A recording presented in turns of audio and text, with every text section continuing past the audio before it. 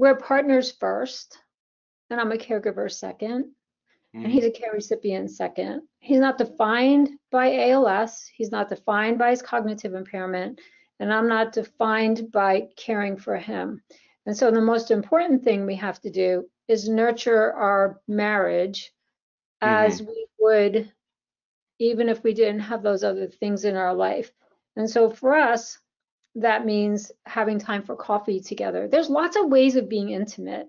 And I think that you have to break the barrier in our own minds for that. Like some people think that's just sex, and that's not necessarily the thing. And that can be difficult with some of the, with Alzheimer's, people who have had strokes, Parkinson's. There's so many different ALS. It all can be very difficult, even physically. And that's something, that open communication, I think, is the most important thing to maintain some intimacy, and finding intimacy in different colors in your life. Like there's a palette of intimacy.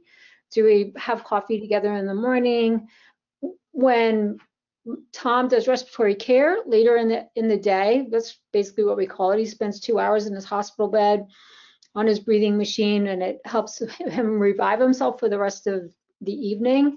Sometimes I get back in and I just sit there with him, and it's very squishy because it's only like a hospital-sized bed, but I get under the blankets and I sit with him and I hold his hand and we talk, and that's a very intimate moment that I'm happy to share here, because I think that if you know that that's what I call intimacy, maybe you can find something that feels intimate to you as well.